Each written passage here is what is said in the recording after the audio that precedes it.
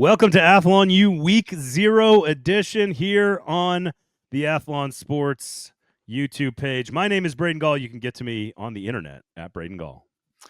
And I'm Stephen Lassen. You can get to me everywhere on the internet. And you can also read on my work at Athlon Sports. Braden, Week 0 is here. College football starts this Saturday. That's like the best news I've heard in like a long time, isn't it? Absolutely. Which is why when ESPN asked me if I could do ESPN radio on Saturday, I was like, you're darn right I want to break down the Kansas State and Iowa State game for a national audience. That sounds amazing. No, you're right. We got 5 games coming up this weekend. We will discuss Iowa State and Kansas State because that is by far the biggest one. But you also have Stanford and Hawaii. You got Kansas and Fresno State. That's a good one. A few others as well. So we'll get into there. Dan Mullen returning to the coaching ranks this weekend. So lots of fun stuff to do. Also, we have to sort of put all of our predictions into we have to bury them in the ground so that we can pull them out of the ground at the end of the season in like a time capsule so that we can kind of hold ourselves accountable at the end of the year. So we are going to do a couple of drafts today on the show. We're going to do a Heisman draft, and we're going to compete to see who gets the most finalists. But there's a twist, so you have to stay tuned for that. We're going to do that. Then we're going to pick teams outside of the Athlon Sports Top 25 that you and I are going to do a draft of teams that we think could make the playoff, but starting the season unranked. So we're going to do that draft a little bit later on. Then I want to ask you which top 10 team in our ranking is going to finish outside of the top 25 altogether, or maybe which top 10 team will finish the lowest of all the top 10 teams. I got a clear answer on that one. And so we'll make our national championship picks, our college football playoff picks, and a number of other things today on the show. So subscribe on the YouTube page, thumbs up if you're listening on a podcast app. Please give us 5 stars. If you do not give us 5 stars, you are a hater. Better. That was better. That was better. I like it. Right. See, we're increasing our reps as we get closer to the season. We're trying to improve. We're very coachable here at the Athlon U podcast. So, and if you are watching on YouTube, you can see the head coach shirt that I am currently wearing. You got to watch. I'm not going to tell you what it is on the pod. You got to go look at it. This was given to me by a buddy of mine who is an alumni of this school, and I wear it proudly all over Nashville, Tennessee, supporting the Big Ten down here in SEC country. So there it is. There's proof. There's proof that I am walking around wearing a Big Ten coach's name on my chest in Nashville. So there you go. Noted Big Ten hater, Braden Gall. Speaking of the Big Ten, what an interesting week it was last week with the Michigan suspension. But speaking of haters, yeah, that was an interesting week of news for me. But by the way, does Tony Petitti like college football? I'm not sure he actually does. I maybe can we get into this the thing? Well, we got to talk Michigan. We got to talk starting quarterbacks like at Ohio State, and we got to talk 2018 playoff. So yes, let's go. We have a ton. This is like we're trying to stuff as many like last minute preseason stuff into here, right? So we are jam packed with stuff today. All right. So are you okay with the 2018 playoff or no? No. When I saw this pop up on Twitter, I actually thought it was a joke. Like I had to actually check and make sure that I think Pete Thamel was reporting it. I thought somebody had like spoofed his account or something that I was following. I was like, what? Like, I guess if you want to make a generous interpretation of this, it would be basically replacing conference championship week, and you're trying to spice it up. You know, you read and you've talked to some people who were maybe at the conference championship games this year with the 12-team playoff. And I think there's some concern, as we have said many times, about asking fans to keep traveling to neutral sites, whether it's the conference championship game, the quarterfinals, and beyond. Also, there wasn't a whole lot of juice. And this is coming from people who were at the SEC championship game, that Texas and Georgia, while it was an entertaining game, it just didn't have as big of an appeal as maybe we saw some of the other showdowns before. A little bit less of importance in the 12-team playoff era. So I get the idea to try to make championship games a little bit more, or maybe do away with them to make them, and also maybe to spice up the end of the season. I get all that. We do not need a 24 or 28 team playoff in college football. As I've said for weeks on the show, I mean, hard agree with you. As I've said for weeks on the show, this feels like political negotiation from the Big Ten. that they have things that they want, and they are trying to move the Overton window, move the goalpost, as it were, to try to win some negotiation and try to extract something from the SEC about 9-game schedules or automatic qualifiers or whatever. And while all that's true, this also feels a little bit like the Big Ten set fire to college football and is also the fire department. And Yeah. they're like, well, if we burn it all to the ground, they're gonna have to call us to come put the fire out. And that's how it feels. It's like, if we just keep suggesting the most absurd things that are clearly in our own best interests, how far can we push this bad boy? Is how it feels, because they know they're gonna push it so far that they might get something else in the negotiation. So here's one quote from a CFP executive to CBS Sports. Quote, "We sound like immature children throwing garbage against the wall." That's all. That's all I needed to read. Hard agree with that quote, because here we are again. We are a couple days before the actual season kicks off, and we're still talking about what's going to happen with the playoff for like the 400th week in a row. Like, at some point, it would be nice to actually say, "Hey, there's games on Saturday. We could all focus on the games instead of these crazy playoff scenarios." The one thought that did go into my mind is, obviously, you think about every decision. It's about TV inventory. NBC and CBS are just like salivating at the thought of maybe getting a few extra playoff games or games of value. It's about money, obviously. The other thing is like you said, moving the goalpost. This sounds so absurd. It makes the 16-team playoff and maybe perhaps the automatic qualifiers look a little better. So I would be kind of stunned if the 24, 28, whatever it is, 64 team playoff ever gets implemented. It's not real. It's not. Yeah, real. it just feels like Yeah. it's an opportunity to move the conversation and to go say, look, this is pretty absurd. Let's just do the 16-team thing. Yep, I totally agree with that. All right, so then let's just say it's ridiculous. It is children throwing spaghetti on the wall. Let's move on and let's talk quarterback battles. Ohio State names Julian Saying. We talked about Ty Simpson being named at Alabama. CJ Carr is named at Notre Dame. A handful of others still, not many, but a handful of others still waiting to be announced, most notably Oregon. And I don't know what Hugh Freeze is doing. Might play 3 quarterbacks in the opener against Baylor. With 3 different play callers? Is that right? That's Yeah, insane. That's insane. 3 quarterbacks, fine. 3 offenses? That's insane. Maybe Gus is going to come back and call 4th down plays or something. I mean, I know you're high on Auburn, but man, the vibe, I don't love the vibes now. Maybe Hugh Freeze is just throwing a little misdirection out there just to make Baylor prepare for 3 quarterbacks. Ashton Daniels is more mobile, so he comes in for Jackson Arnold. I don't know. All I know is one thing, is that the Auburn-Baylor game is going to be a fascinating game in week 1. So I cannot wait for that game on Friday night. But on the quarterbacks, not a ton of surprises. And frankly, if you think about like the last like couple years with the portal, there's not as many quarterback battles because you solidify your starter by going and getting him in the portal. So there's not really a battle. I'm not surprised Julian Sayin won the job at Ohio State. I think Keinholz made it interesting. I think Sayin was always going to be the guy. I think he's going to be pretty good too. CJ Carr, Kenny Minchie seemed pretty close.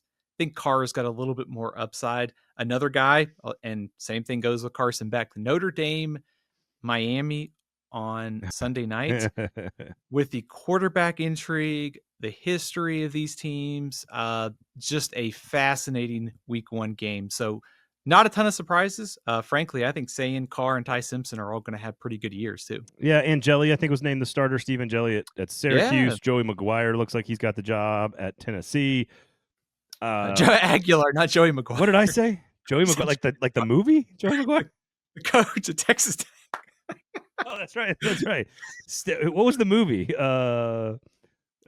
Jerry Maguire.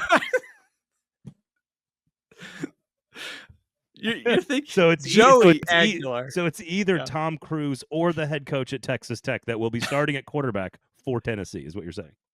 We'll find out how good Josh Heupel of a offensive coach he is, right? If he's you think Joey McGuire still got some eligibility left?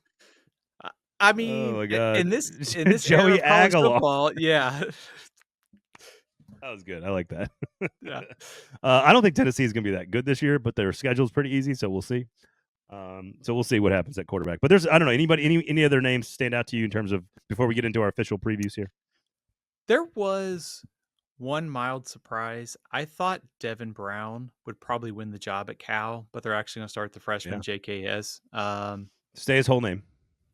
That's I'm not going. Duran. Yeah, it's Duran. Something. Yeah, It ends with Talele. yeah. As somebody who's had his name incorrectly pronounced many times, I hate to do that to somebody else. So interesting to see what the true freshman can do in a very important year for California. All right. Okay, you ready to get into our official predictions here, Steven? You want to do that, or is there any other news you want to jump on and complain about? Because that's what it feels like. Let's dive into the predictions. All right. So, any of your conference championship predictions change from the magazine? We had Clemson over Miami in the ACC. We had Penn State over Ohio State in the Big Ten. We have Texas over Georgia in the SEC. We have Kansas State over Arizona State in the Big 12. I'm doing this all off the top of my head. In those four leagues. So, is there anything that's changed in those championship games, in your opinion? No, I'm sticking with those. I do think the Big 12 is probably the one place where, if we're going to be wrong, that's probably the most likely, to be quite frank, because I think if you ask me in June, I was probably buying a lot of Utah stock, a lot of Baylor stock. I think they're a lot closer to the top than maybe we had them in the magazine.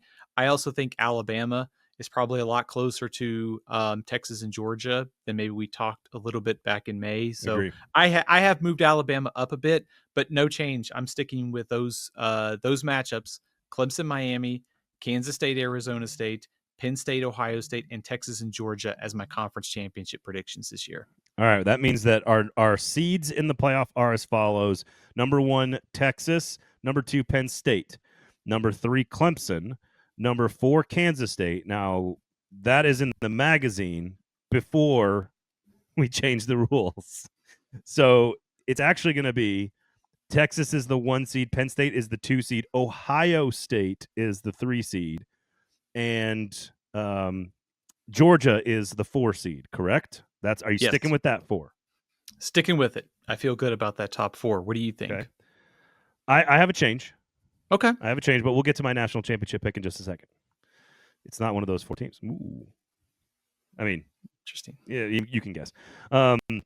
Which means that we have number 5, Clemson, number 6, Notre Dame, number 7, LSU, or no, number 7, Alabama. No, you switch those two, right? I'm reading out of the magazine here. I have a small change. Okay. So I'm going to move Alabama to 6. Okay. Then I'm going Notre Dame, and then I'm going LSU at 8. So Notre Dame 7, LSU 8. I have Alabama at 6 as well. Okay, I like that. All right, then why don't I let you read the 9 through 12 seeds? 9 through 12 pretty much stayed the same, obviously with the Kansas State switch. So at 9 is Oregon, number 10, Miami, number 11, Kansas State as the Big 12 champion, and then 12, Boise State, the highest ranked G5 team, would round out our playoff picks. And you're sticking with that group. Yeah, I think so. I could come up with kind of a, throw darts at the wall, a couple of dark horses in there. There's probably, we'll do that. Yeah. So which one? So we did this last year, and I said I think half these teams are not going to make the playoff, and I think actually you did a little bit better than that last year. I have to go back and check, but I want to say you got like 7 out of 12 right, maybe. But again, we didn't have Arizona State even finishing in the top 12 of the Big 12. And so it's going to happen again. It's going to happen every year where teams do what is so beautiful about college football, which is, surprise the world and make a run like this. And so I want to know, if you had to pick 2 or 3 that are not going to make it, and you can't just, I know you're just going to pick the last ones here, but which are the ones that you are most concerned about, that you think, look, these guys, like, I've got an obvious one in Miami. I think Miami is the easiest one of the 12 that I look at and I go, that's not my pick for the playoff. It's too many new pieces, concerns about the coaching staff in critical situations, unsure about Carson Beck's arm. If he's fully healthy, I think he's fine. But even then, how great is he? I'm unsure. I think you'll be fine. Miami's the one that I don't even have playing in the ACC championship game. Miami is the obvious one for pretty much everything you said. So first of all, you could look at Carson Beck, just how healthy is he going to be? They play the two non-conference games, Notre Dame and Florida, to start the year. Tough matchups also in ACC play. I think you give every team a loss somewhere along the way, and you add in the tough non-conference schedule that Miami has at the start. There's concerns, and not to mention defensively, how much better is this defense going to be? They brought in a ton of transfers. They have a new coordinator. A lot of reasons for optimism. There's no question about roster talent. If they can get to 10 wins, they'll be in the playoff. But I think with their schedule, it would not surprise me to see them go 9-3. I have two other candidates I will throw out there to you. The first one is LSU. Okay. Do you like that, or do you think I'm too... Explain. I think number one, schedule. I think if I had to pick it straight up right now, I know we're a week out, I would probably take Clemson to beat LSU. So you're already at one loss, and we haven't even gotten to SEC play. They play Florida early in the season. Not really sure what to make of Florida because all their receivers are hurt. DJ Lagway still not participating 100%. They also play at Ole Miss. They got to play A&M. They got to play at Alabama and Oklahoma. The offensive line is a real concern for me for LSU. I know Brian Kelly has kind of talked it up. They're still mixing and matching, trying to find the right five. How much better is the defense? I like the ingredients that LSU has. If they all come together, I think they'll be 10-2 and make the playoff. But offensive line and schedule, I could see them finishing 9-3. Is that crazy? No, not at all. I think almost all these teams. Okay, here's how I would do it. I think Texas, Clemson, Penn State, Alabama, and probably Ohio State are the 5 most sure things in the sport today, in my opinion. I think Georgia is right after them, but I could see Georgia having one tiny slip up this year that makes them maybe not as perfect. But their talent is off the charts, best coach in the country, best program maybe in the country. I would then go LSU, Notre Dame, and Oregon at 7, 8, 9. And I think those 3 have glaring concerns, but we trust the coaching staffs. We trust the overall talent. And in LSU's case, I trust the quarterback. I don't know. I think CJ Carr is going to be good. Maybe Dante Moore is good. They both have lots of NFL draft picks on offense and defense, all 3 of these teams. But those are the 3 that I have questions about. Anything after that, I think is already a question anyway. Does that make sense? Like my line of debate in my head is the top 6 I feel really comfortable about. Texas, Clemson, Penn State, Ohio State, Georgia, and Alabama. I think those 6 are above everybody else from like a how comfortable do I feel picking them. LSU, Notre Dame, and Oregon are my next 3 teams in my rankings based on like power rankings, but I don't know exactly what they're going to be. I have Kansas State at 10. I have South Carolina at 11. I have Michigan at 12. So if I'm looking at teams, any of those teams, and obviously Boise State takes that final slot from Michigan, which is hilarious to me. I don't think there's a huge debate about the group of 5. I think there's a chance that Boise State doesn't get the spot, but that's so hard to predict. I don't think there's a second G5 slot the way there might have been in the past or some select years. So I think ultimately it's about like how comfortable do you feel about certain teams, and then where do you draw the line on after this? I have no clue. I'm just ranking it based on what I think is talent and schedule and coaching, and I think the line is number 7 LSU. From then on, Oregon, Oregon would be the other team that I could see maybe slipping just a bit. Like, what if Dante Moore or one of the other quarterbacks, the transition from Dylan Gabriel to the next quarterback is greater than we anticipate? Remember, they lost Evan Stewart earlier this offseason. DK Moore, the true freshman, is going to be great. Mekhi Hughes at running back is awesome too. But they do have 4 new starters in the offensive line, and they took some hits on defense too.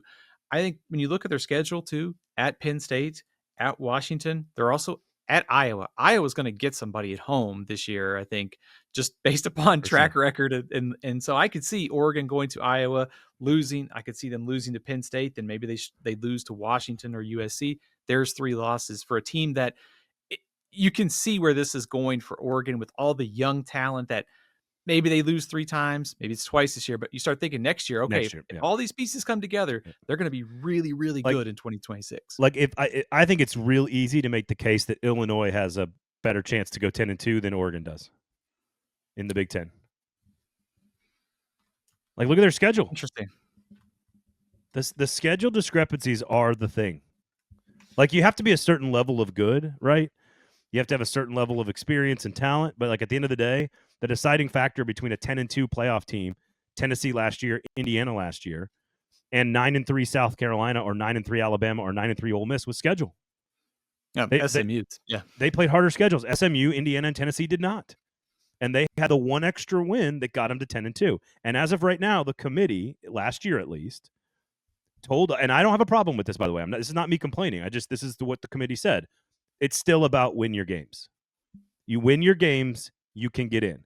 Because I think you could easily argue that Ole Miss was better than Tennessee last year, that South Carolina was better than Indiana, and that Alabama is better than SMU. I think you could make those arguments. But if the committee's saying to us, just win, and you get in, which I don't necessarily have a problem with, because now we've opened it up to 12 teams, and it's like, hey, if you get to 9-3, then that's your fault, like whatever. But I think Illinois has a clearer path to 10-2 than Oregon does. I see where you're going with that one. So I think 10-2 is the line.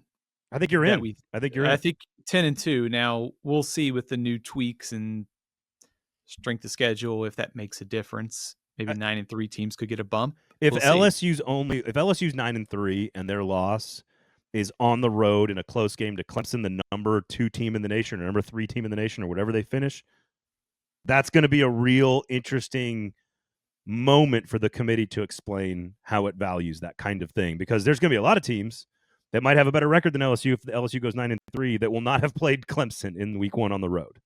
So after hearing all offseason from the 2 conferences about valuing strength of schedule, valuing non-conference games, if that's the scenario that plays out, I kind of think LSU would get in.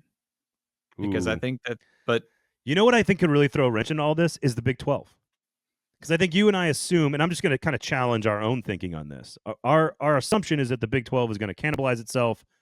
Too many pretty good teams, and so you're going to slip up. Probably everyone's going to slip up maybe one more time than other places. And I don't necessarily know if that's true.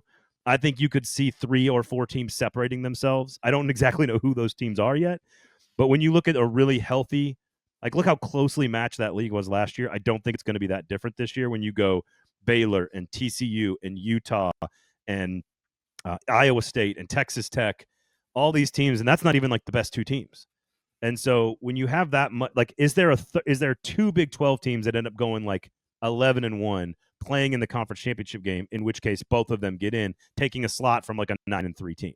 And I think that's very possible this year. Agree. I think I said this on our Big 12 preview show. I think Arizona State probably has the best collection of offense and defense and the balance and coaching and the track record last season.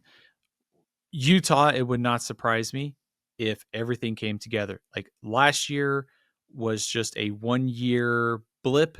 They get back on track offensively. We know they can put together defense. That offensive line is going to mash people in the Big 12.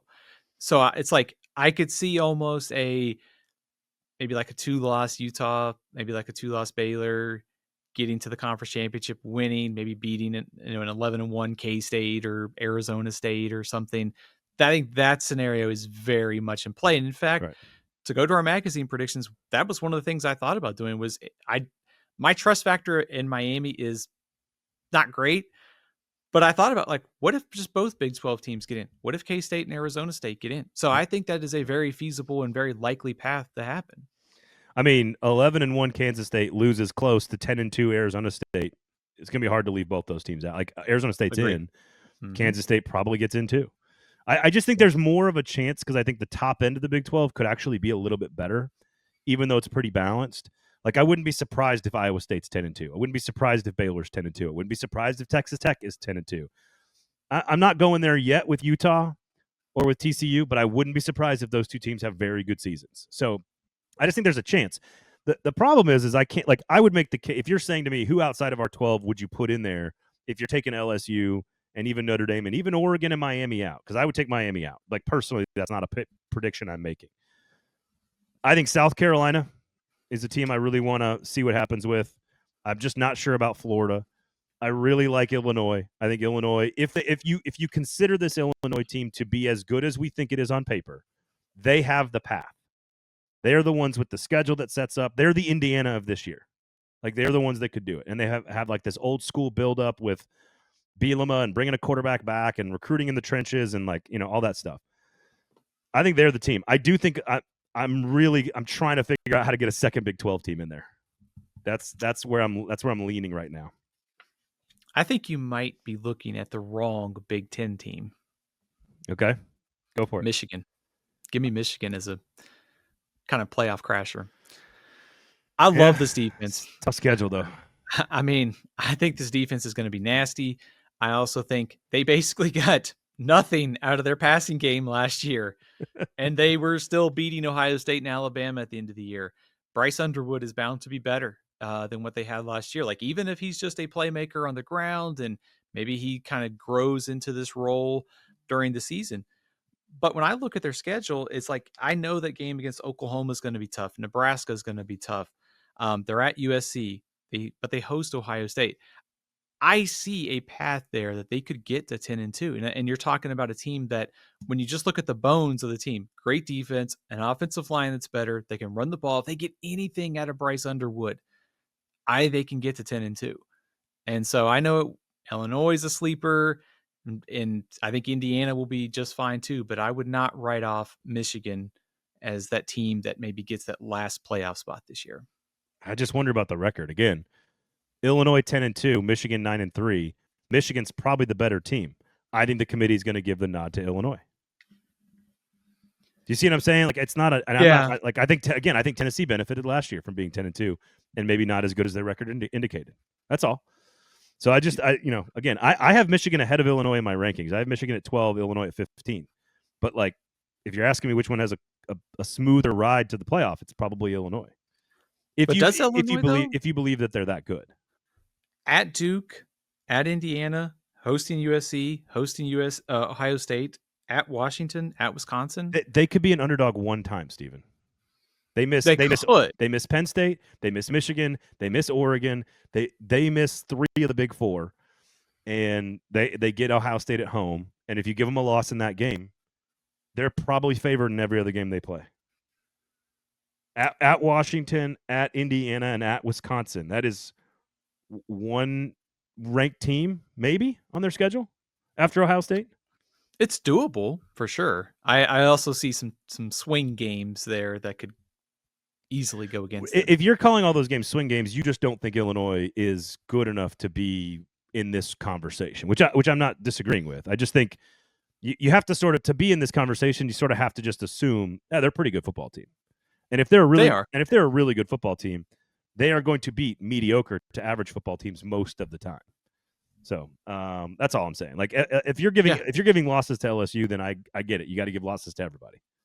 So I don't know. I think if you force my hand, I would take LSU, Notre Dame, Oregon, and Miami out of the playoff. And I would probably put in South Carolina, Illinois,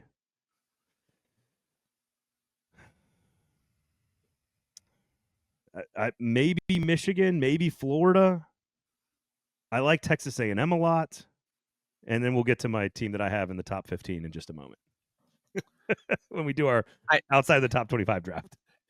I like the insert Illinois or Michigan. Also, I wouldn't be stunned if a 5th SEC team made it. Yeah. Like, there's a lot of, like, South Carolina's got a lot of questions, but they've got the quarterback who could overcome them if DJ Lagway is healthy. I think Florida's going to be pretty good. I think Oklahoma's going to be better. I like A&M too. I like a lot of those teams. Arizona State. Yeah, it's same thing with the Big 12 as this kind of cluster in the SEC. Do they just beat up on each other and there's a bunch of 9-3 teams and they can't get past the 10-2 Big 10 or Big 12 team? I think that happens too.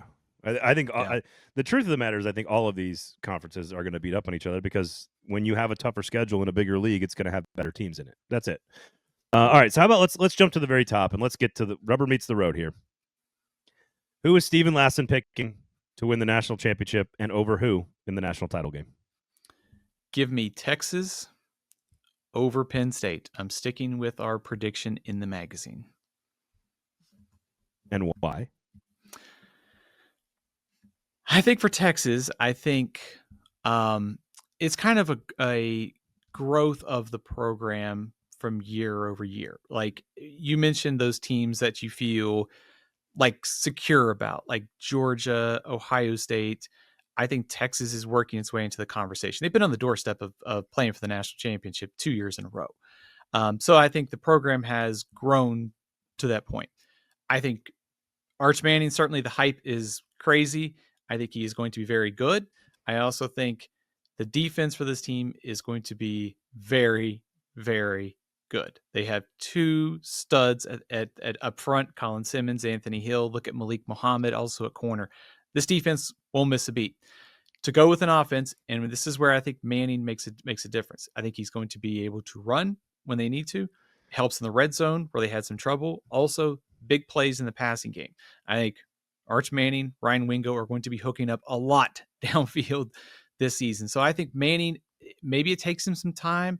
I think he raises the bar offensively to go with the good defense. And I think for Penn State, follows the track record of retention, veteran teams paying off. And I think even if Penn State loses to Ohio State in the regular season, I think the collection of talent, it feels like it's Penn State's time to play for the national championship, and I think they get there.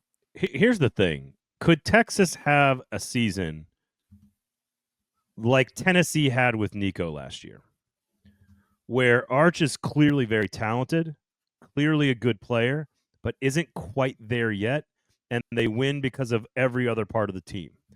And because here's the reason I asked that. What I find hard to think of is Texas getting to the national championship game and not winning it. That's the hard thing I have with Texas, because if they are good enough to get there, it means that Arch Manning is good. I don't think they can go. You could go 10-2 like Tennessee did last year, and then you're going to get blown out in the first round, because if you go up against better players, your quarterback has to be great. And Nico just wasn't good enough to win those games last year for Tennessee. So do you see where I'm going with this? Like, I want to pick Texas. Like, here's my ultimate. I am picking Texas and Clemson to play in the national championship game. I am going to pick Clemson to win the national championship because that's how I felt coming into the game, coming into this conversation. But as I'm sitting here talking about it, I find it harder to see a scenario in which Texas is good enough to get to this game where they probably have to beat, like, I don't know, like an Oregon and an Ohio State and then play in the national championship game, and to do that and like not already have a great Arch Manning. Like, I can't see them doing that with a mediocre, not quite fully developed yet Arch Manning. And so if they get there and it's because Arch Manning has been very good, I don't know how they lose that game. But I want to pick Clemson because I think Clemson is the best team on paper. I look at their defensive front. I look at their receivers. I look at their offensive line. I look at a quarterback he's bided his time and was soaring on a high note at the end of the year last year. They've got the rematch motivation factor against Texas from last year's playoff game where they were close in the second half on the road. I think Clemson is maybe the best team. Now, what I really want to do, and I know this is really upsetting to everyone listening, so earmuffs, not safe for work, Alabama, Clemson. Oh, yeah. Get the more things change, the more things stay the same. I want to. I'm gonna, like, I came into this conversation thinking Clemson is my pick. You're still undecided. No, I'll stick with Clemson. I'll take Clemson over Texas because you took Texas, and it would be weird for us just to pick the same team, I feel like. I think there's something that you were getting at that I think every time I see these conversations happening, it's like, why Texas? Because they lost this, and this. And I think the easy response to that is look at what Ohio State lost. People don't trust Penn State. Georgia lost a lot. Clemson brings back a lot, but they also weren't very good against the run. They also had some kind of puzzling results during the season. Like, is their ceiling as high as where Ohio State and Texas can be? Also, when you look at the teams in the top 10, Arch Manning is a first-time starter. Julian Sayin, new starter. Gunnar Stockton at Georgia, Ty Simpson at Alabama, CJ Carr at Notre Dame, Dante Moore for Oregon, Carson Beck at Miami. See what we have this year? We have if we think the top is clustered close together, which I do, we have a lot of new quarterbacks that are on the scene. And how these new quarterbacks are either, as good as we think or not as good is going to play a key role in shaping it. So I think that's why, to some extent, this conversation about the favorite feels hard, is because there's really all these teams are clustered together and they all have new quarterbacks. What I find interesting is that we're not just Clemson versus Penn State, because that would answer your quarterback question. But there's even through all of this, we've spent a lot of time talking Texas. We spent time talking Clemson. Penn State's the team you picked to play in the championship game, and we haven't really talked about them, even though we've talked all summer about them. In this conversation, it feels like neither of us are even considering picking them to win the championship. I could get there. I am not. I'm not considering them to win the national championship. Yeah. I would not pick them to beat Texas. I would probably not pick them to beat Georgia. If they're playing Clemson or someone else, if I knew that was the matchup, I could get there. Let's get into what you said about Clemson, though. Some puzzling losses last year. Let's get into that a little bit. Arguably the greatest player in South Carolina talent quarterback history did some spectacular things to beat Clemson by 3 points. Okay, that's one loss.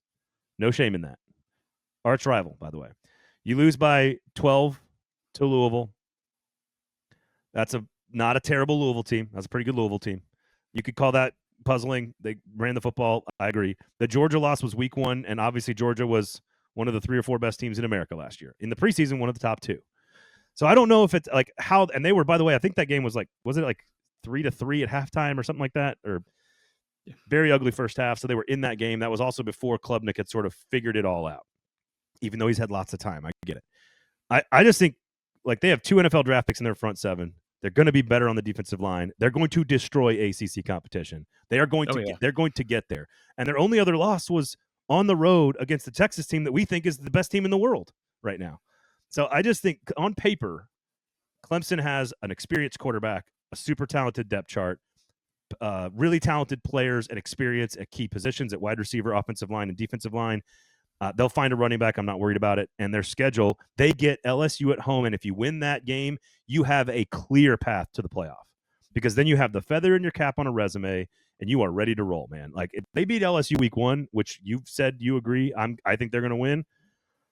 I mean, Troy at Georgia Tech is tough, and I'm going to talk about my Jackets in a second, but there is not a second loss on this. You're not going to find 2 more after the LSU game. They're going to lose once, but I bet you they don't lose a second time. I think there is a chance that Clemson has maybe the most favorable path to the number 1 seed in the playoff. I should note, and I meant puzzling losses. I meant puzzling aspects about this team. So that is a bad choice of words for me. Gotcha. But, I think one theory that has been floating around about Clemson is the close game against Texas at in the playoff may be sort of covering up for some of the things we saw. Like I mentioned, they struggled to stop the run during the year.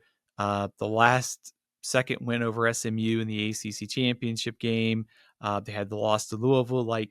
What exactly is the upside, or what's the ceiling for this team? For me, it feels a little bit lower than Texas, Georgia, okay, Ohio State. But if those teams aren't as good as we think, then I think Clemson fits right into this conversation. I think they're going to go deep into the playoff. I would not have them in the same category, I think, as the upside of Texas and Georgia and Ohio State. I mean, really, my pick is Texas over Clemson. That's really my pick. But I felt like I need to be different because you picked Texas over Penn State. I don't feel like if we pick the same team, that is giving enough credit to the rest of the sport. This is sort of how I feel. All right. Can I throw out one theory real quick? Yeah, go for it.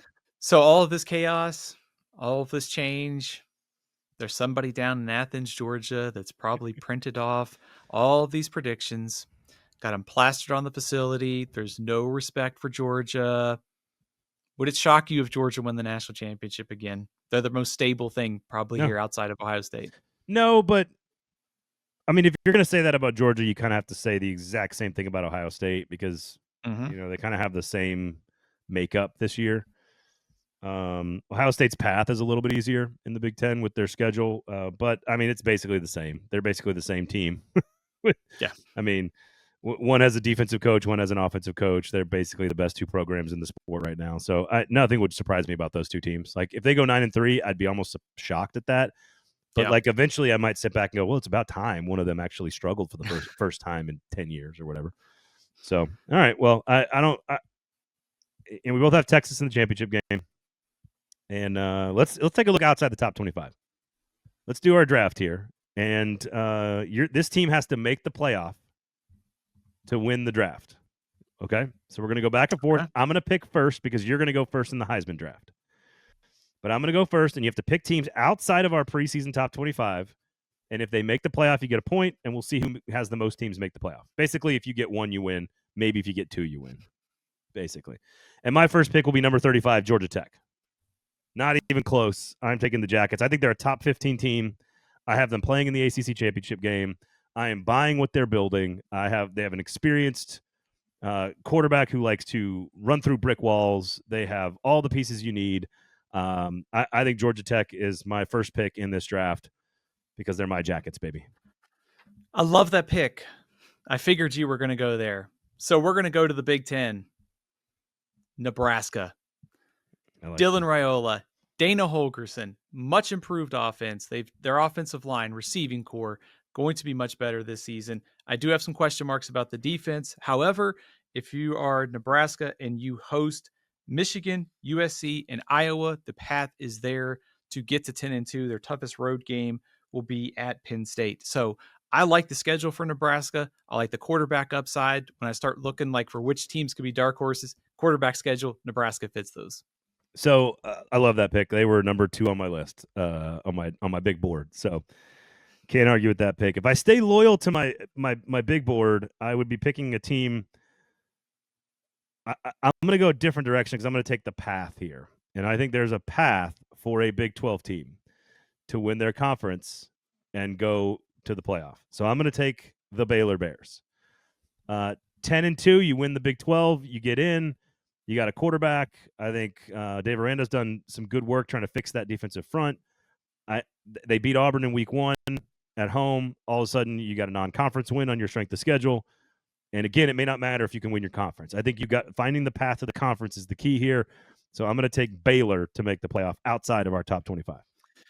We're on the same page because I'm staying in the Big 12. You know where I'm going with this one.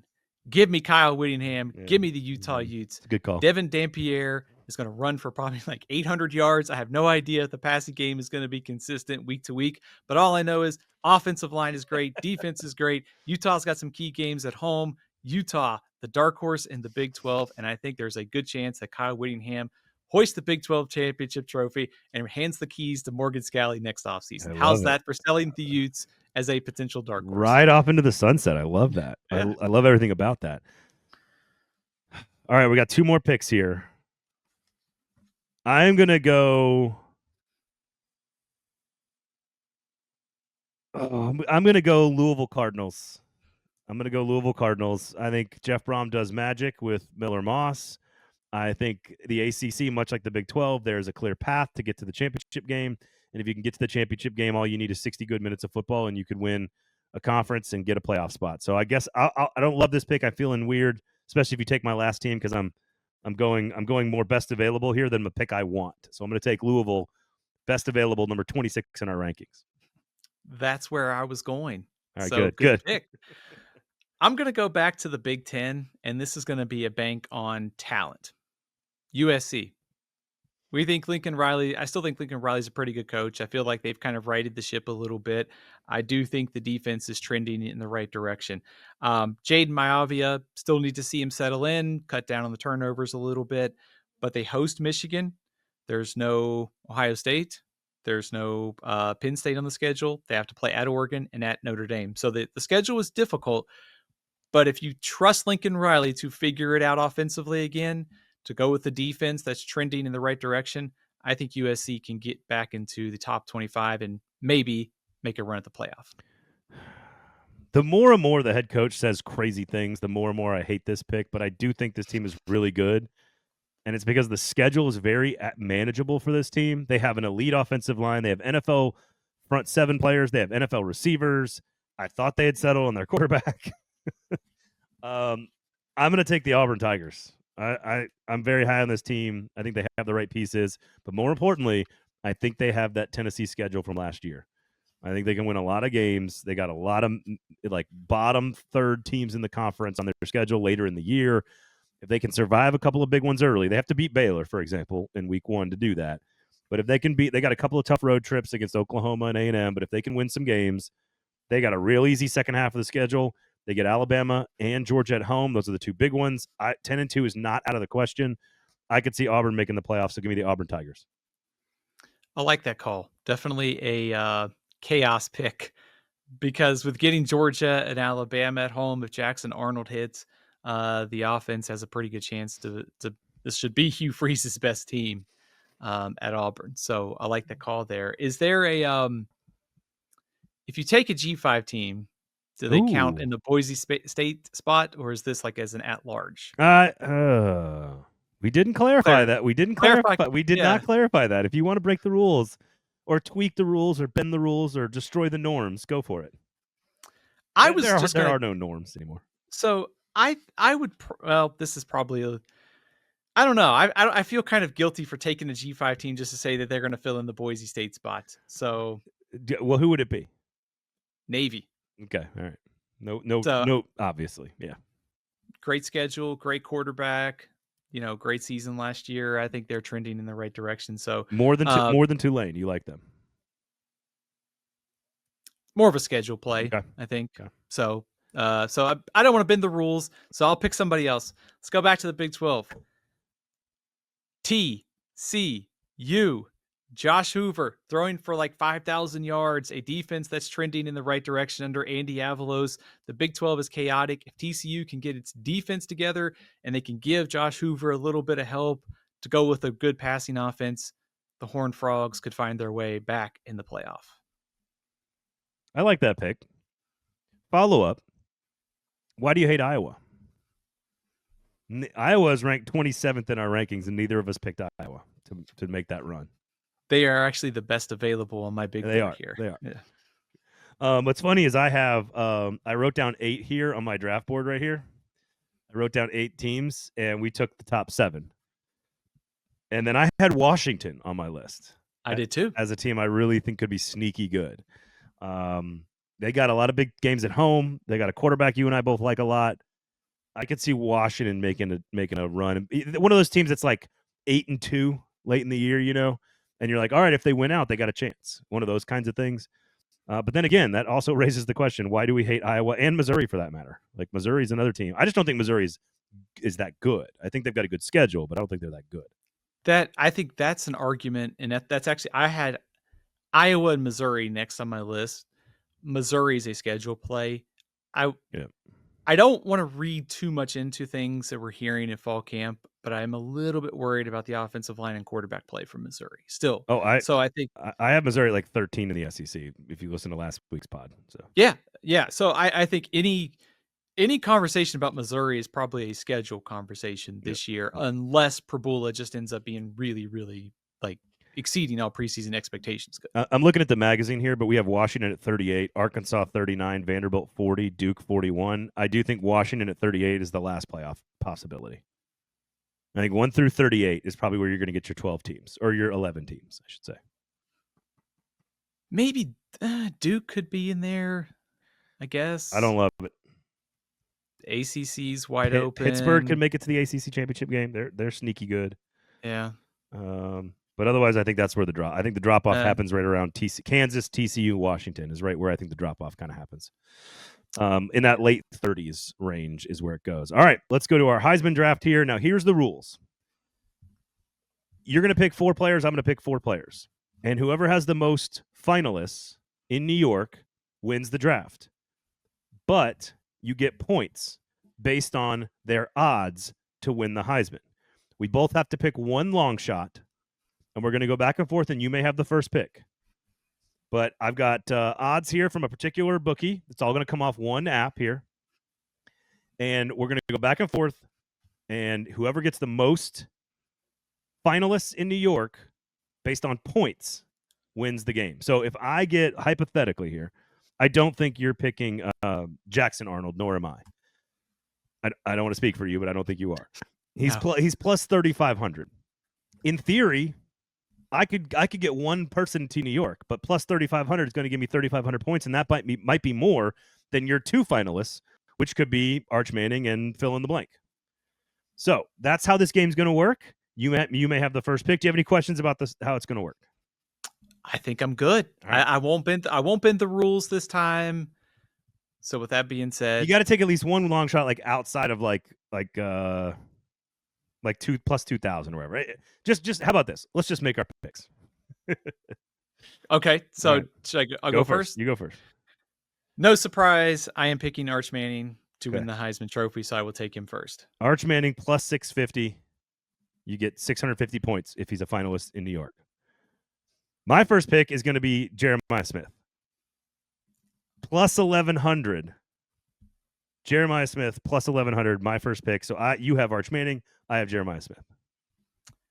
That hurts because I thought you were going to go quarterback, and I was all prepared to take Jeremiah Smith. So instead, let's just go boring. Let's go chalk. Let's go Cade Klubnik. Oh. He's plus 950. I think as we've kind of talked about, I think kind of a very safe pick to get to New York. He should have the numbers. He's got the schedule. So give me Cade Klubnik. Oh, man. I thought for sure you'd take somebody else there, and I could get Klubnik on the second pick. You want to trade Jeremiah Smith or Klubnik? I'm going to go down the board a bit. Oh, I don't know. I'm going to take Lenora Sellers at plus 1,800. So I'm going to go Jeremiah Smith, Lenora Sellers. I'm at plus 1,100 and plus 1,800 with those two guys. All right. You got Arch and Klubnik. Chalk over there. Where are you going next? This pick kind of worries me a little bit. The injury report is very, very troubling. We'll take him because he's ultra talented. We got to go DJ Lagway. I like that. Plus 2,000. Maybe there's some preseason value because of all the injuries. Maybe Florida's slow playing this. But if he's healthy, the talent is there to put up monster numbers and potentially lead Florida to the playoffs. So I'll take DJ Lagway plus 2,000. Oh, man. I can't believe Garrett Nussmeier's still sitting there. He's only plus 850, which is why, and you don't like LSU, so. I do like LSU. I probably am not as high on them as I was back in the spring. I really want to take Drew Aller here. I just don't know how many numbers they're going to put up. Like, what are the numbers he's going to put up? And I just don't know about the numbers. It's the numbers, Steven. Well, you have Singleton too. It's almost like there's too much competition for the Heisman one team. Yeah. I guess I'll take Nussmeier just because it's a safe pick. I'll take Nussmeier. So is this the long shot portion of the? You can pick who you wanted. You picked DJ Lagway. He's at plus 2,000. You've already picked a guy that's a pretty long shot. So and Sellers is 1,800. So whatever. I was thinking maybe even like who you longer shot here. Oh, I've got two that I've got circled for later in the draft. So how about we do 5? Let's do 5. Let's change the rules. Let's pick 5. Let's do this. All right, let's do 5. Yeah, I like this. Kind of scrambling my big board here just a bit, but let's go with. Don't take him. I was gonna. Well, say we've already taken one Buckeye. I was almost gonna take Julian Sayin at plus 2,000. How about Ty Simpson at plus 2,000? I'm going to take Sam Levitt plus 1,800 at DraftKings. I think that's a pretty safe pick there. All right. I like that. That means I have to take. I feel like I have to take Drew Aller at that point. I feel like he's just sitting there like a flashing neon light at me there. You can have Carson Beck. I'll take Drew Aller is going to be very good. His team is going to be very good. He is going to be very good. You got to give Drew Aller some love here. I'll take Drew Aller. So I'm going to take my long shot here. He is. If you take my guy, you're going to walk off. You're going to enter the transfer portal mid-show. Quarterback. Plus 5,000. No. Avery Johnson. I thought I could get him. Avery Johnson of Kansas State. Damn it. You just won the whole thing. You could have just won the whole thing. I actually think there's real value though in taking like a Ty Simpson or I think John Mateer is a really good pick. Yeah. John Mateer is plus 2,500. I was going to take Avery Johnson at plus 5,000. That's who I was going to take. The other one I really love deep is Jeremiah Love. Jeremiah Love at plus 4,000, I think, is a really intriguing pick to be a finalist. Running backs are finalists all the time. They never win it, but they're finalists. And so Jeremiah Love could be really sneaky good at plus 4,000. But I was going to take Avery Johnson. So I guess I got to go back to the drawing board here. You're right. Julian Sayin is like such a safe pick. Ryan Williams at plus 3,500. That's an interesting one right there. How about DeMond Williams? Yeah, that's also a thing down the board a bit. I've got one super deep sleeper here that I think. I mean, Avery Johnson is not even like top 20, and he's plus 5,000. That is that's a deep pick. Oh, I've got two others that we could take. I just don't trust John. I don't trust Oklahoma's schedule. That's my issue. He might have the numbers though. Yeah, I think he will. Man, I really want to take Ryan Williams, wide receiver at Alabama. That's what I want to take, just for the flash and pomp and circumstance. I'll take Ryan Williams, wide receiver, Alabama. I just think he's guaranteed to be more highlight reel than John Mateer could be. I like that. I think in a year where the quarterbacks, like we talked about, are it feels very wide open. Someone safe like a Ryan Williams, like a Jeremiah Smith, could easily get to New York. All right, you have Arch Manning plus 650, Cade Klubnik plus 950, Sam Levitt plus 1,800, DJ Lagway plus 2,000, Avery Johnson plus 5,000. Avery Johnson makes it, you win the whole thing. That's it. I have Garrett Nussmeier plus 850, Jeremiah Smith plus 1,100, Drew Aller plus 1,600, Lenora Sellers plus 1,800, Ryan Williams plus 3,500. So whoever has the most points up between our five guys, meaning if you make it to New York as a finalist, you get the points. There you go. I have no idea what we just did, but I had a good time. Did you? I had a great time. Let me tell you who I wish I would have picked instead of Avery Johnson. Okay. He is plus 20,000 down the board. Oh my gosh. Diego Pavia? How about Caleb Downs? Oh, that's a good one. Maybe he doesn't win the Heisman Trophy. You have to return some punts for sure. But what if he is so good in a year where there's not a ton of like clear finalist? He's the best defensive player in college football. He could get at least to New York. I think it's going to be very hard for him to win it, but could play some special teams. Maybe returns touchdown, interception, maybe. Where is Diego Pavia? What's his numbers? What's he at? He's also plus 20,000. Yeah. Ooh, all right. You can have Caleb Downs. I'll get Diego Pavia, and we'll call it even. All right. There you go. Sounds like All right. So here's the deal. I have a new rule. Thank you all for watching and hanging out with us. If you're watching on YouTube, thumbs up, subscribe, notifications turned on, please. And follow us on the socials, buy a magazine, athlonsports.com. We're going to talk. I forgot we have to talk Iowa State, Kansas State. There's a football game happening. Yeah. But I want you to go over-unders here. And here's my new rule, because I am not, for the first time since gambling was legalized in the state of Tennessee, I have always put down like between 6 and 10 futures bets on win totals on teams that I think are better than the preseason prognosticators, ourselves included. We just did a draft of these teams. I like Auburn, Georgia Tech, Louisville, Nebraska, Baylor, Utah. I like all those teams. So in theory, hypothetically, I would like all of those teams over. But I learned my lesson last year when I accidentally put an extra digit in my bet on Michigan to go over. And I learned my lesson. It's just not, for $5 or $10, it's just not worth the wait for the end of the year. So I'm not going to gamble on any of these teams. You all know who I really like. I want to know which bets you like, Steven, because I know you got a bunch of them that are not even Power 5. And this, I think, is where you actually can make money on futures bets, is the G5. So who is vastly undervalued? Who do you have money on over under win totals in 2025? All right, so let's start with the overs. I have a ton of these. I know Braden has asked me to condense these down. Condense. We're going to be a good steward of the show here. On the over category, Georgia Tech, over 7.5.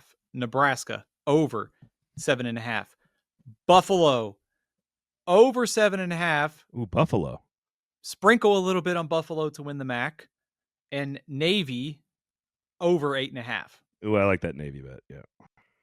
Unders. Wait. So Georgia Tech, Nebraska, Buffalo, and Navy are your 4 overs that you like. Those are tier 1s. Those are Stephen Lasson locks of the week. All right. I got it. Okay. All right. Unders. Cincinnati under 6.5. Ooh, bad year for Scott. Yeah. Oregon under 10.5. Yeah, that's a good bet. And the 2 sicko bets of the year. Purdue under 2.5. No way. Under 2.5? Kent State under 1.5. Oh, Kent State is awful. Does Kent State have a returning player? Not a returning starter, but a returning player. Well, their starting quarterback was supposed to start, but he's hurt. So I don't have to check my notes on our returning starters because they had so much transfer chaos at the end of the year. But they do have a few returning starters, not many. All right, let's go to Dublin, Ireland, where Farmageddon usually takes place. And that is kickoff at 11 a.m. Central Standard God's Time on August 23rd, Saturday, the beginning of college football. 2 ranked teams, a team that you and I have winning the Big 12 and playing in the college football playoff, and a team that has been near and dear to our hearts for many, many years, the Iowa State Cyclones, led by Matt Campbell and Rocco Becht. What's going to happen in this game, big guy? I don't even care. I just can't wait to watch football on Saturday. Same here. I think if you just want like the top kind of like level view of this game, I think what fascinates me is I think we trust Kansas State and Iowa State to be like well coached. It's the first game of the season. There's always some sloppiness, but I think between these two coaches and what we traditionally expect, I think it's going to be a well played game. Last year's Georgia Tech Florida State game in Ireland, heck of a game. I think this one will be even better. Got 2 great coaches, 2 great quarterbacks. I think, when you start kind of breaking down the strengths and weaknesses of these teams, I think you look at Iowa State and you see the new receivers around Rocco Becht. Kansas State's got a little bit of turnover in its secondary. I like Kansas State's front. Can they get to Becht? How does Iowa State's receivers hold up? And then on K-State's sideline, Iowa State was not good against the run last year, but a lot of that was injury driven. And I think they're going to be better on defense this year. But I think at a game like this is where someone like Avery Johnson, first game of the year, playmaking ability, close game, who I'm going to bank on. So I think Avery Johnson makes 1 or 2 plays in a close game where turnovers, maybe a play on special team swings it into K-State's direction. I mean, who on earth scheduled this game? Like, this was a 1-score game last year. Like, who on earth scheduled this game? Is it Kansas State? Was it Iowa State? I don't care. I love it. I don't think it's great for either of these 2 teams, but I think it's great for us. And 3-point spread, I'm with you. I think I would not be surprised at anything. But this is, to me, this is about Kansas State. Are you going to be a championship contender this year? And if you are, you got to win this game. That's it. Yeah, that's it. I mean, the other side of this is for Iowa State. We talked about this on the preview show for the Big 12. I think they are, in the general public's mind, a very good regression candidate, given they are coming off the best season in school history. Yeah. But if they go out here and win, Rocco Becht has a good game. The new receivers from the portal step in and play well. Maybe we're leaving this game talking more about Iowa State as maybe they are closer to 1 in the Big 12, and most people pick them 4, 5, 6 in the Big 12. Hang on. I'm going to see if I can find a flight on Aer Lingus real fast. I want to see, because there's now direct flights from Nashville to Dublin, and let's see if I could depart on what is it, 11 a.m. kickoff? Yeah, I'd probably have to leave on Thursday then, because I would land on Friday. Let's see if I can get in. Let's see if I can go spend a week in Dublin. You want to see what the flight costs from Nashville to Dublin direct? Oh my God, this is not bad at all. Holy cow! Oh, that's one stop. $343. You can fly right now from Nashville to Dublin for $343. That's only a 9.5-hour trip. You got a 1-hour layover. I'm assuming that's in like Heathrow or something. You want a direct flight from Nashville? It's $950 right now. You can fly there and back. You can fly there and back for like $800. I go cover the game. What do you think? I think you could go ahead and spend that money, because my over-unders and win totals are going to win you that money back Oh, you by think so? December. You think Yeah, so? Okay. yeah. Oh, getting back is the problem. Next Saturday is like a $1,200 flight. Let's see here. This is fun podcasting, I'm sure, for everybody out there. You can get back for $500, one stop through Boston. That's a total of $800 you can get there and back from Nashville. It's not Not bad. bad. All right, so you got Dan Mullen making his debut for UNLV against Idaho State, a 24.5-point favorite. At 3 o'clock. At 5:30, you got Kansas at home against Fresno State. That's an interesting one there. Only a 13-point favorite. Jalen Daniels back. That's a big one. Sam Houston and Western Kentucky at 6. Western Kentucky a 9.5-point favorite. And then Stanford at Hawaii, 2.5-point favorite. Hawaii at home over a Power 4 team. What are we watching in any of these games? Dan Mullen is certainly one that's intriguing to me. Jalen Daniels is another one. What about Stanford and Hawaii? I think for Stanford and Hawaii, the first thing is, what does Stanford look like with all the offseason changes? This is a very, very important year for Timmy Chang at Hawaii. It's very important to get back to a bowl game. They've got the team to do it. I like Micah Ahedo as a breakout quarterback for Hawaii. So I'm not surprised they're favored. I'm a little disappointed they're favored, if you know what I mean, when you were looking to get spreads for this week. So I like Hawaii straight up in this game. But you mentioned Kansas and Fresno State. New start for Fresno State under new coach Matt Entz. EJ Warner, Kurt Warner's son, transferred in this offseason, started quarterback. But I think the storyline here is, we're going to see Kansas State, we're going to see Iowa State, and we're going to get a chance to see Kansas in the first week of the season. So I'm interested to see how they all stack up. But I want to see Jalen Daniels look like Jalen Daniels did in 2023. So I think there's a lot of interest just to see how Kansas looks, even if the game is maybe double digits like the spread would indicate. Yeah. Either way, an important week and a fun week of college football. So there you go. Steven, what's your setup look like on Saturday? You just hanging around watching ball? I've the first game, Iowa State and Kansas State, which I love, is like the only game on. You can focus on just one game, and then the nightcap, we're going to have multiple screens going for all these games. There you go. You can catch me on ESPN Radio on Saturday. I'll be hanging out. I love doing that slot because it's just like a whip around, and it's like, I get to wax poetically about Dan Mullen at UNLV on national radio. Like no one's ever allowed to do that. Do you? And I get to do it. It's great. Do you know who the head coach of Idaho State is? I don't want to make you feel old. Oh no. Whose child is it? Dan Hawkins' son, Dan Cody Hawkins Jr. God. Cody Hawkins, the former Colorado quarterback. That's wild. I believe he was on an Athlon cover at one point too. Yeah, he was. I worked with Dan. Like after his, come at me. Or no, this ain't intramurals, brother. Like and by the way, like I talked to him about that a lot, like off the air. He did not want to talk about it. Like he was like, man, it was just one thing that happened a long time ago. What are we still working up about this for? Like he just didn't. Some guys are just sensitive about that stuff, and he just didn't want to talk about it. And I respect that, but I always thought it was hilarious and funny and awesome. So, but don't ask Jim McElwain about the shark ever. Oh, I'm sure he's right, but that's not his fault though. That's just the internet being stupid. Dan Hawkins did the thing. Yeah. This ain't intramurals, brother. It's like the voice inflection is so good. All right. I love you, Dan. It was fun to work with Dan Hawkins. Smart guy, lots of energy, lots of positivity. I liked working with that guy. All right. Anything else for the good folks? Western Kentucky, Sam Houston, Maverick, McIver. New quarterback for Western Kentucky. You play college fantasy. You know it. He's going to put up big numbers. So little intrigue for Conference USA in the opening week of the season. You can find something in every game to watch. And as a child of the 90s, two of the greatest heroes of my childhood, Maverick and MacGyver. In one person. All right. Thank you all for listening. Please watch the show on YouTube. Thumbs up, notifications turned on, please. And of course, you can subscribe on the podcast app of choice. Search out Athlon U College Football Podcast. You can find us there. Rate us, review us, subscribe to us. That's how people find the show. We do appreciate it. Athlonsports.com, newly renovated. Looks very fancy. Many people are talking about it. And of course, you got the magazines you can buy all over newsstands. You got the NFL magazine, the fantasy magazine. All y'all's drafts are in full swing right now.